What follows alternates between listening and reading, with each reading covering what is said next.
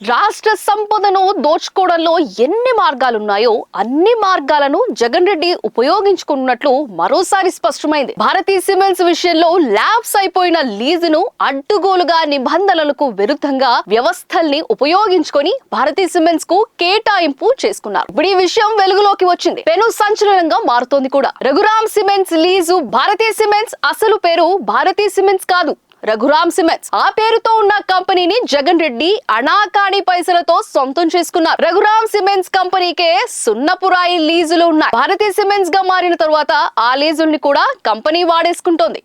భారతీయ cements ను production ప్రారంభం కాకముందు 51% వాటాను 2000 కోట్లకు వికాట్ అనే కంపెనీకి అమ్మేశారు. కానీ ఆ కంపెనీ ఎప్పుడు ఈ భారతీయ సిమెంట్స్ యాజమాన్యాన్ని చూసుకోలేదు. భారతీ రెడ్డి చూసుకుంటూ ఉంటారు. అందుకే భారతీయ సిమెంట్స్ కూడా మాది కాదని చెప్పడానికి ఏ మాత్రం సిగ్గుపడరు. కేంద్ర పాలసీ ప్రకారం లీజుల్ని రద్దు చేసిన ఏపీ ప్రభుత్వం కేంద్రం గనుల విషయంలో చాలా స్పష్టమైన పాలసీ తీసుకుంది.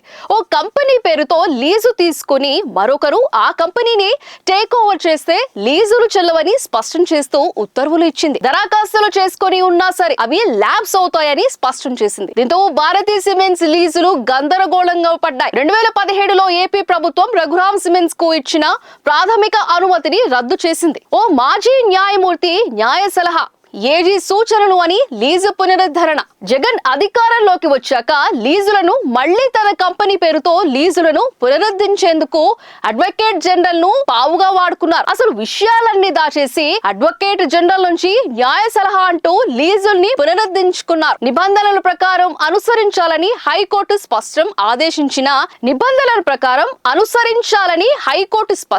ఆదేశించింది. అయినా న్యాయ సలహా పేరుతో దోచుకున్నారు.